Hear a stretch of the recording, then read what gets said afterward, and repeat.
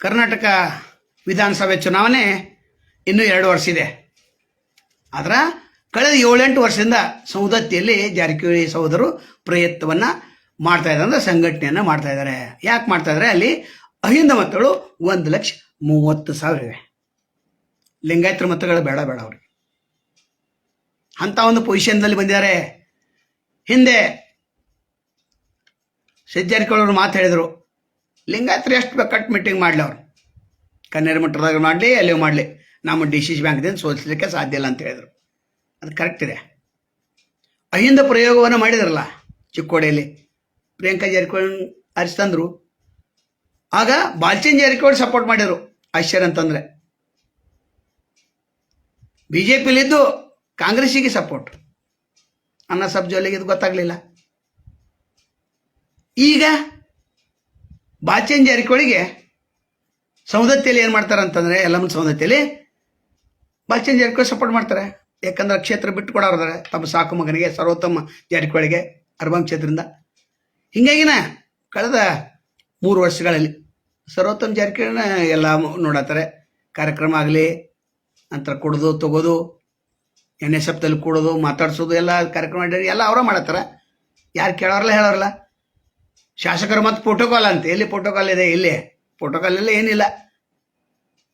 ಹೀಗಾಗಿ ಸರ್ವೋತ್ತಮ ಜಾರಕಿಹೊಳಿ ಯಾಕೆ ಸ್ಪರ್ಧೆ ಮಾಡ್ತಾರೆ ಅಂದ್ರೆ, ತಮ್ಮ ತಂದೆ ಸೋತಿದ್ದಾರೆ. BMC ಜಾರಕಿಹೊಳಿ ಸೋತಿದ್ದಾರೆ.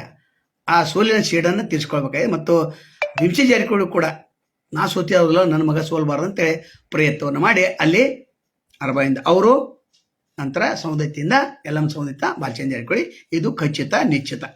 ಇದು ತಯಾರಿ ನಡೆದಿದೆ. ಇದು ಹೇಳಬೇಕಾಗಿತ್ತು. ಈಗ ಮುಂಗಡವಾಗಿ ನಾವು ಹೇಳಲಿಕ್ಕೆ ಬಯಸ್ತೇವೆ. ಇನ್ನು ಜಾರಕಿಹೊಳಿ ಅವರು ವಿಶ್ವಾಸ ವೈದ್ಯವ್ರನ್ನ ಯಾವ ರೀತಿ ಸುಮ್ಮನೆ ಕೂಡು ಅಥವಾ ಟಿಕೆಟ್ ತೆಗೆದುಕೊಂಡು ಬಂದು ಅವ್ರ ಪರವಾಗಿ ಬ್ಯಾಟಿಂಗ್ ಮಾಡಿ ಇವ್ರ ಪರವಾಗಿನೇ ಇದ್ದು ಸಾಧ್ಯತೆ ಭಾಳ ಹೆಚ್ಚಿದೆ. 16,560 ಮತಗಳಿಂದ ವಿಶ್ವಾಸ ವೈದ್ಯ ಆರಿಸಿ ಬಂದ್ದಾರೆ. ಈ ಜಾರಕಿಹೊಳಿ ಅವರು ಬ್ಯಾಟಿಂಗ್ ಮಾಡಿದ್ದಾರೆ. ಅಲ್ಲಿ ಅವ್ರ ಪರವಾಗಿನ ಇದ್ದದ್ರಿಂದ ಹೆಚ್ಚು ಬಿದ್ದಾವೆ. ಇನ್ನು ಪಂಚನಗೌಡ, ದ್ಯಾಮನಗೌಡರು, ನಂತರ ಸೌರಭ್ ಚೋಪ್ರಾ, ಇವ್ರು ಏನು ಮಾಡ್ತಾರೆ ಕಾದು ನೋಡ್ಬೇಕು. ಇಲ್ಲಿ ಗೆಲ್ಲಬೇಕಾದ್ರೆ ಇಲ್ಲಿ ಭೀಮಪ್ಪ ಗಡದವ್ರು ನಿಲ್ಲಿಸ್ಬೇಕು. ಪಂಚನಗೌಡ, ದ್ಯಾಮನಗೌಡ ಮತ್ತು ಸೌರಭ್ ಚೋಪ್ರಾ ಪ್ಲಸ್ ಲಿಂಗಾಯತರು ಪ್ಲಸ್ ರೈತ ಮುಖಂಡರು ಕೂಡಿ ಬಾಲ್ಚಂದ್ ಜಾರಕಿಹೊಳಿ ಸೋಲಿಸ್ಬೇಕು. ಇಲ್ಲಾಂದ್ರೆ ಸಾಧ್ಯನೇ ಇಲ್ಲ. ಯಾಕಂದ್ರೆ ಅಹಿಂದ ಮತಗಳು ಎಷ್ಟಿದಾವೆ ಅಂತಂದ್ರೆ, ಲಿಂಗಾಯತರು 48,000 ಒಂದು ಸೈಡ್ ಆಯ್ತು ಅಂತೇಳಿ. ಇನ್ನು ಕುರುಬ ಜನಾಂಗದ 38,000. ಅಲ್ಲಿ VL ಪಾಟೀಲ್ ಮಕ್ಕಳ ಸಹಾಯವನ್ನು ಪಡಿಬೋದು. ನಂತರ ST 21,000. 21,000ದಲ್ಲಿ 20,000 ತನಕ ಬೀಳುತ್ತೆ. 1,000 ಆ ಕಡೆ ಈ ಕಡೆ ಆಗ್ಬೋದು. ಇನ್ನು SC 15,000, ಅದು ಒನ್ ಸೈಡೆಡ್. ಮುಸ್ಲಿಮರು 20,000, ನಂತರ ಉಪ್ಪಾರು 10,000, ನಂತರ ಮರಾಠರು 10,000, ರೆಡ್ಡಿ 6,000, ಹನಬರ ಮತ್ತು ಬ್ರಾಹ್ಮಣರು ಈ ಥರ ಒಟ್ಟು ಕೂಡಿ 1,30,000 ಸಾಕಲ್ಲ. ಮತ್ತು ಇವರಿಗೆ ಲಿಂಗಾಯತರ ಮತಗಳೇ ಬೇಡಲ್ಲ. ಅಲ್ಲೇ ಲಿಂಗಾಯತ ಮತ ಯಾರಿಗೆ ಬೇಕಾಗಿತ್ತು? ಅಲ್ಲೇ ಎಷ್ಟು ಪವರ್ಫುಲ್ ಆಗಿದ್ದಾರೆ ಜಾರಕಿಹೊಳಿ ಸಹೋದರು. ಲಿಂಗಾಯತರ ಮತಗಳು ಬೇಡ ಅನ್ನುವಂಥ ಪೊಸಿಷನ್ ಬಂದಾರೆ. ಹೆಂಗೆ ಯತ್ನಾಳ್ ಹೇಳ್ತಾರಲ್ಲ, ಹೆಂಗೆ KS ಈಶ್ವರಪ್ಪ ಹೇಳ್ತಾರಲ್ಲ, ಮುಸ್ಲಿಂ ಮತಗಳು ನಮಗೆ ಅಗತ್ಯ ಇಲ್ಲ ಅಂತ. ಅಷ್ಟು ಪವರ್ಫುಲ್ ಬೆಳೆದಾರೆ. ತಮಗೆಲ್ಲ ಗೊತ್ತಿದೆ, 3 ಮಂದಿ MLAಗಳು, ಒಬ್ಬರು MLC, ಒಬ್ಬ MP. ಇನ್ನೊಂದು 2 ತರಬೇಕಾಗಿದೆ ಅವರಿಗೆ. ರಾಹುಲ್ ಜಾರಕಿಹೊಳಿನ ಹುಕ್ಕೇರಿ ಕ್ಷೇತ್ರನ ನಿಲ್ಲಿಸಿ ಆರಿಸಿ ತರಬೇಕು. ಇಲ್ಲ ಜಾರಕಿಹೊಳಿನ ಹುಕ್ಕೇರಿ ನಿಲ್ಲಿಸಿ ರಾಹುಲ್ ಜಾರಕಿಹೊಳಿ ಎಮ್ಕನ್ಮಡಿಗೆ. ಹೌದು, ಕಟ್ಟೆ ಟಕ್ಕರ್ ಆಗ್ಬೇಕಾದ್ರೆ ಜಾರಕಿಹೊಳಿ ಅಲ್ಲಿ ಹೋಗ್ಬೇಕು, ಎಲ್ಲಿ ಹುಕ್ಕೇರಿಗೆ ಹೋಗ್ಬೇಕು. ರಾಹುಲ್ ಜಾರಕಿಹೊಳಿ ಇಲ್ಲಿ ಎಮ್ಕನ್ಮಡಿಯಿಂದ ಎಲ್ಲ ಪ್ಲ್ಯಾನ್ ಇದೆ. ಅಂದು 2 ಹೆಚ್ಚೋದಲ್ಲ.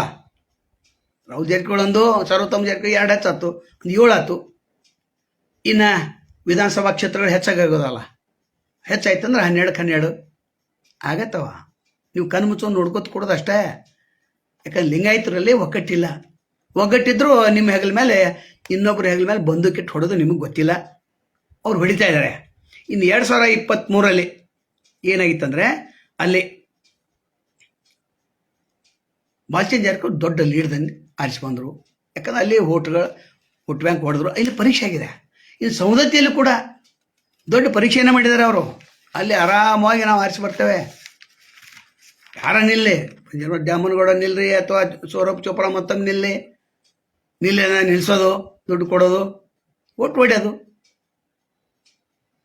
ಒಂದೇ ಒಂದು ಕ್ಯಾಂಡಿಡೇಟ್ ನೀವು ಎಲ್ಲರೂ ಕೂಡ ನಿಲ್ಸಿರಿ ಅಂದ್ರೆ ಅಲ್ಲಿ ಭೀಮಪ್ಪ ಗಡದ ನಿಲ್ಸ್ರಿ ಅಥವಾ ಯಾರನ್ನ ನಿಲ್ಸ್ರಿ ಆಚೆ ಬರುವಂಥ ಸಾಧ್ಯತೆ ಭಾಳ ಹೆಚ್ಚಿದೆ. ಮಾಡೋರು ಯಾರು ಇಲ್ಲಿ ಮಾಡಬೇಕಾಗ್ತದೆ, ಒಕ್ಕಟ್ಟನ್ನು ತೋರಿಸ್ಬೇಕಾಗ್ತದೆ. ಇನ್ನು ಅಹಿಂದ ಪ್ರಯೋಗ ನಾವು ಈಗಾಗಲೇ ಹೇಳಿದಲ್ಲ, ಚಿಕ್ಕೋಡಿಯಲ್ಲಿ ಭಾಳ ಚಂದ ಅಹಿಂದ ಪ್ರಯೋಗ ಆಯ್ತು. ಅದೇ ಜಾರಕಿಹೊಳಿ ಅವರು 4,000-5,000 ಮತಗಳ ಅಂತರಿಂದ ಸೋತಿದ್ರು. ಇಲ್ಲಿ ಬೆಳಗಾವಿ MP ಕ್ಷೇತ್ರದಿಂದ ಮಂಗಳ ಅಂಗಡಿಯವ್ರು ಬಂದಿದ್ರು. ಈಗ ಅಲ್ಲಿ ಏನಾಗಿದೆ ಅಂದರೆ ಸೌದತ್ತಲ್ಲಿ ಅವಾಗ ಇವರು ವಿಶ್ವಾಸವದ್ಯ ಹೆಚ್ಚು ಲೀಡ್ ಕೊಟ್ಟರು. ಹೆಚ್ಚು ಲೀಡ್ ಕೊಡೋದ್ರಿಂದ ಅಲ್ಲಿ ಕಣ್ಣು ಬಿತ್ತು. ಕಡಿಮೆ ಲೀಡ್ ಕೊಟ್ಟಿದ್ರೆ ಅಲ್ಲಿ ಹೋಗ್ಲಾಗ್ತಿದ್ರು ಅವರು. ಖಾನಾಪುರಕ್ಕೊಂದು ಕಣ್ಣಿದೆ, ಅದು ನೋಡ್ಬೇಕು. ಇನ್ನೊಂದು ವರದಿಯಲ್ಲಿ ನಾವು ಹೇಳ್ತೇವೆ. ಒಟ್ಟಾರೆ ಜಾರಕಿಹೊಳಿ ಅವರು ಯಾವ ರೀತಿ ವಿಶ್ವಾಸ ವೈದ್ಯರನ್ನ ಹಿಂಸರಿಸ್ತಾರೋ ಅಥವಾ ಇನ್ನೊಬ್ಬನಿಗೆ ಟಿಕೆಟ್ ಕೊಡಿಸಿ ಜಾರಕಿಹೊಳಿ ಸಹಾಯ ಮಾಡ್ತಾರೋ ಕಾದು ನೋಡ್ಬೇಕು. ಒಟ್ಟಾರೆ ಸರ್ವೋತ್ತಮ ಜಾರಕಿಹೊಳಿ ಮಾತ್ರ ಈ ಪವರ್ಫುಲ್ ಲೀಡರ್. 60 ವರ್ಷದ ಜಾರಕಿಹೊಳಿ ನಾವು ಮುಗಿಸ್ತೇವೆ. ಈ ವಿಡಿಯೋನ ನಾವು ಮುಗಿಸ್ತೇವೆ. ಎಲ್ಲರಿಗೂ ಶುಭವಾಗಲಿ. ನಾಳೆ ಮತ್ತೊಂದು ತಮ್ಮನ್ನು ಭೇಟಿ ಆಗ್ತೇವೆ. ಅಲ್ಲಿವರೆಗೆ ಎಲ್ಲಿ ಶುಭವಾಗಲಿ. ನಮಸ್ಕಾರ. ಏನಾಗಿದೆ ಅಂದರೆ 2004ರಿಂದ ಅಂದರೆ 1972ರಿಂದ 2004ರವರೆಗೆ VS ಕೌಜಲ್ಯ ಇದ್ದರು KPCC ಅಧ್ಯಕ್ಷರು. ಅವ್ರನ್ನ ಹೆಂಗೆ ಸೋಲಿಸಿದ್ರು? ಲಿಂಗಾಯತರ ಮೊದಲು ಹೊಡ್ಕೊಂಡ್ರು, ಅಲ್ಲಿ ಸೋಲಿಸಿದ್ರು. ತಮಗೆಲ್ಲ ಗೊತ್ತಿದೆ. ಒಟ್ಟಾರೆ ಈ ಜಾರಕಿಹೊಳಿ ಸೋಲಿಸೋದು ಭಾಳ ಕಠಿಣ ಇದೆ. ಈಗಿಂದ ತಯಾರಿ ಮಾಡಬೇಕಾಗೈತೆ. ತಯಾರಿ ಮಾಡೋರು ಯಾರು ಆಗ ನೋಡೋಣ. ನಮಸ್ಕಾರ.